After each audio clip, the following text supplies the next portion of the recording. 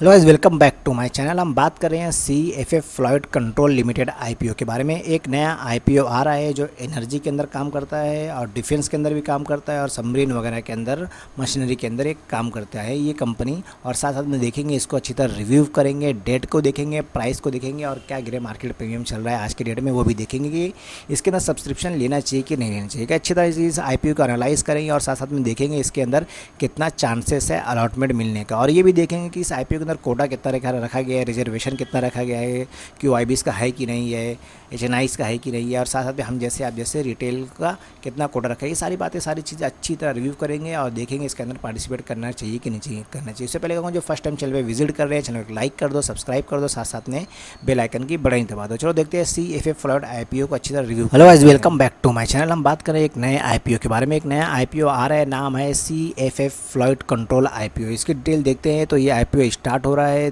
30 मई 2023 से इसका subscription start हो जाएगा और 2 तारीख को ये आईपीओ क्लोज हो जाएगा। ये 2 जून को इसका लास्ट डेट रहेगा। और बात करेंगे आईपीओ प्राइस की तो 165 रुपये के प्राइस पे ये आ रहा है, जिसका फेस वैल्यू 10 रुपये रखा गया है। आईपीओ साइज़ देखा जाए तो करीब करीब 85-86 करोड़ का ये आईपीओ आ रहा है, जो हमको लिस्ट होता हुआ दिखाई देगा BSE SME पे ये लिस्ट होता हुआ दिखाई देगा। जिसके अंदर एक लॉट 800 शेयर्स का रखा गया है, क्योंकि एक SME आईपीओ है जिसके अंदर सिर्फ और सिर्फ लॉट के अंदर ही ट्रेडिंग होती है। तो इस आईपीओ के अंदर अगर पार्टिसिपेट कर रहे हैं तो एक लॉट लेना पड़ेगा मिनिमम, जिसके अंदर 800 शेयर्स मिलेंगे। चलो आईपीओ और भी क्या डिटेल है वो देख लेते हैं। उससे पहले कहूँगा जो फर्स्ट टाइम चैनल पे विजिट कर रहे हैं, चैनल को लाइक कर दो, सब्सक्राइब कर दो, साथ साथ में बेल आइकन की welcome back to my channel. हम बात कर रहे हैं एक नए आईपीओ के, नाम है CFF फ्लॉइड कंट्रोल आईपीओ, जिनके पर्सनल वेबसाइट के ऊपर लेकर आया हूँ, जो ज़्यादातर एनर्जी और डिफेंस के अंदर काम करती है। और ये उसके पर्सनल वेबसाइट के ऊपर लेकर आया हूँ, जो मैन्युफैक्चरिंग करती है इक्विपमेंट सबमरीन के अंदर और साथ साथ में डिफेंस के अंदर यह कंपनी काम करती है। अपना SME आईपीओ लेकर आ रही है। करीब करीब दिखाई दी आईपीओ 70 से 80 करोड़ का ये आईपीओ है, जिसके अंदर 2 कोटा रखा गया है। ये सारी डिटेल देख लेते हैं। ये आईपीओ की और भी क्या डिटेल है वो भी देख लेते हैं। मैं सब पर्सनल वेबसाइट के ऊपर लेकर आया हूँ, जहाँ इन्होंने मेंशन किया और जहाँ जिसके अंदर ये काम करती है। चलो आईपीओ की और भी क्या डिटेल है वो भी देख लेते हैं। उससे पहले कहूँगा जो फर्स्ट टाइम चैनल पे विजिट कर रहे हैं, चैनल को एक लाइक कर दो, सब्सक्राइब कर दो, साथ साथ में बेल आइकन की बटन दबा दो। चलो आईपीओ की और भी क्या डिटेल है वो भी देख लेते हैं। यह कंपनी की पर्सनल वेबसाइट है, जहाँ इन्होंने अपनी मेंशन किया हुआ जिसके अंदर ये काम करती है। जिस इन्होंने एक तरह देखा था इंजीनियरिंग क्षेत्र के अंदर ये काम करती है, ज़्यादातर सबमरीन के अंदर इक्विपमेंट वगैरह सप्लाई करती है और मैन्युफैक्चर भी करती है। चलो आईपीओ और भी क्या डिटेल है वो भी बात करें। CFF फ्लॉइड कंट्रोल आईपीओ के बारे में अगर इसकी डिटेल देखते हैं तो कंपनी की शुरुआत हुई थी, करीब करीब इनकॉर्पोरेट हुई थी 2012 में। CFF fluid control limited primary engage business in manufacturing and service of ship board machinery के अंदर काम करती है कंपनी। और ये मैन्युफैक्चर करती है critical component system, test facilities submarine के अंदर और साथ साथ में surface ship for the Indian navy के लिए ये काम करती है। और बात करते हैं कंपनी की जो इंटायरिटी ये डिज़ाइन करती है company, manufacture and service mechanical equipment and system for industries, nuclear and clean energy के अंदर भी ये काम करती है। और कंपनी के बारे में देखते हैं तो ये promoter group the companies have been defence manufacture space more than 20 years से काम कर रही है। और बात करते हैं कंपनी के बारे में तो CFF fluid control was incorporated with purpose of having dedicate new entirety focus on meeting growing requirement of Indian Navy, Majgaon Dockyard and Shipbuilder Limited. This was the undertake the manufacture of supplying mechanical equipment for Scorpion submarine program of India. यानी ये कह सकते हैं कि ये nuclear के अंदर काम करती है और सबमरीन के अंदर भी काम करती है, जो मैन्युफैक्चरिंग और इक्विपमेंट वगैरह लगती है उसके अंदर काम करती है। और कंपनी की जो सिचुएटेड कंपनी है खपोली महाराष्ट्र के अंदर, करीब करीब 6000 स्क्वायर फीट के अंदर इनका पूरा टेस्टिंग और मशीनरी वगैरह पूरा फैला हुआ है। और साथ साथ में देखा जाए तो कंपनी इंक्लूड है इसका कंपनी सर्विस जो करती है, करीब करीब देखा जाए तो flood control system, distributor and air panel, weapon control system, steering gear, propulsor system, high pressure air system. और देखा जाए तो जो सबमरीन के अंदर लगती है वो उसके अंदर एक कंपनी काम करती है। और भी क्या कंपनी की डिटेल है वो भी देख लेते हैं। करते हैं पहले कंपनी के फाइनेंशियल के बारे में। तो देखा जाए तो 2020 के अंदर टोटल असेट कंपनी की थी करीब करीब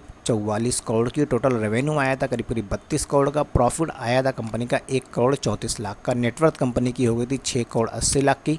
और कंपनी के पास करीब करीब 6 करोड़ का रिजर्व एंड सरप्लस भी है। और बात करते हैं कंपनी के उधार की तो टोटल बोरोइंग देखा जाए तो 2 2 करोड़ का कंपनी के ऊपर उधार भी है। और 2021 के अंदर देखा तो कंपनी का टोटल असेट हो गई थी 42 करोड़ की, टोटल रेवेन्यू आया था 14 करोड़ का, और साथ साथ में बात करते हैं प्रॉफिट 24 लाख का आया था, और नेटवर्थ कंपनी की हो गई थी 7 करोड़ की, रिजर्व एंड सरप्लस करीब करीब 6 करोड़ 34 लाख का था। लेकिन देखा जाए तो उधार भी कंपनी का करीब करीब 10 करोड़ का बोरोइंग भी चढ़ चुकी थी। अब मार्च 2022 के अंदर देखा जाए तो कंपनी के अंदर करीब करीब 55 से 56 करोड़ की कंपनी की टोटल असेट हो गई थी, टोटल रेवेन्यू 47 करोड़ का आया था, और टोटल प्रॉफिट करीब करीब 7 करोड़ 80 लाख का आया था। कंपनी की नेटवर्क 14 से 15 करोड़ की हो गई थी, और रिजर्व सरप्लस भी करीब करीब 6 करोड़ से बढ़ के 14 करोड़ का हो गया था। लेकिन ये साल कंपनी का बोरोइंग यानी उधार भी देखा है तो 10 करोड़ से 11 करोड़ तक का चल गया था। और सितंबर क्वार्टर की बात करते हैं तो करीब टोटल असेट हो गई थी 70 करोड़ की, और साथ साथ में टोटल रेवेन्यू भी आया था करीब करीब 40 करोड़ का। लेकिन प्रॉफिट आफ्टर टैक्स ये साल करीब करीब 6 करोड़ का हुआ था।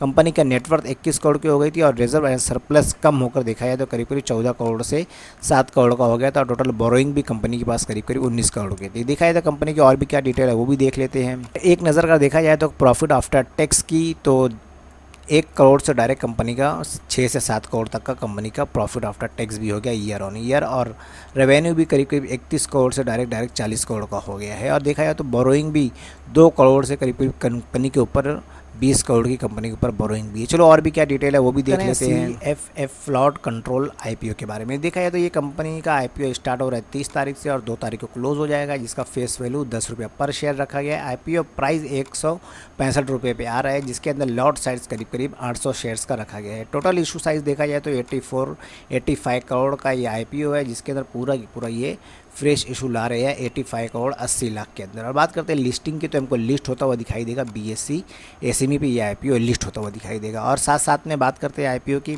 और बात करते हैं साथ साथ में रिजर्वेशन की, यानी किसको कितना IPO में कितना रिजर्वेशन दिया गया है। अदर्स का देखा जाए तो करीब करीब 50% रखा गया है, यानी HNIs का, और साथ साथ में इसके अंदर रिटेल का भी 50% रखा गया है। यानी देखा जाए सिर्फ और सिर्फ 2 कोटा रखा गया है, HNIs का और साथ साथ में रिटेल का। चलो IPO की मेन डेट क्या है वो भी साथ साथ में देख लेते हैं। CFF फ्लॉट कंट्रोल IPO के टेंटेटिव टाइम टेबल के बारे में तो देखा जाए जैसे मैंने बताया 30 तारीख को आएगा, और 2 तारीख को ये IPO क्लोज हो जाएगा। उसके बाद मेन डेट आती है इसके अलॉटमेंट की, तो हमको इसका बेसिक अलॉटमेंट 7 तारीख को देखने को मिलेगा, और इनिशियल रिफंड देखा जाए तो 8 तारीख को हो जाएगा। उसके बाद बात करते हैं 9 तारीख को, तो 9 तारीख के हमारे डीमेट अकाउंट में ये आ जाएगा। जिनको IPO मिलेगा फ्राइडे के दिन 9 तारीख को हमारे डीमेट अकाउंट में आ जाएगा 9 जून को। उसके बाद मेन डेट आती है लिस्टिंग की, यानी ये IPO लिस्ट होता हुआ दिखाई देगा 12 जून मंडे के दिन रहेगा, और 12 जून 2023 को ये स्टॉक मार्केट पे लिस्ट भी हो जाएगा। और साथ साथ में देखा जाए IPO की डिटेल में तो बात करते हैं, तो अगर डिटेल में देखा जाए तो मिनिमम और मैक्सिमम रिटेल के लिए एक लॉट रखा गया है, जिसके अंदर 800 शेयर्स आपको मिलेंगे, और अमाउंट पे करना पड़ेगा 1,32,000 अमाउंट पे करना पड़ेगा। और एक लॉट से ज़्यादा ले रहे हैं यानी 2 लॉट ले रहे हैं तो कम से कम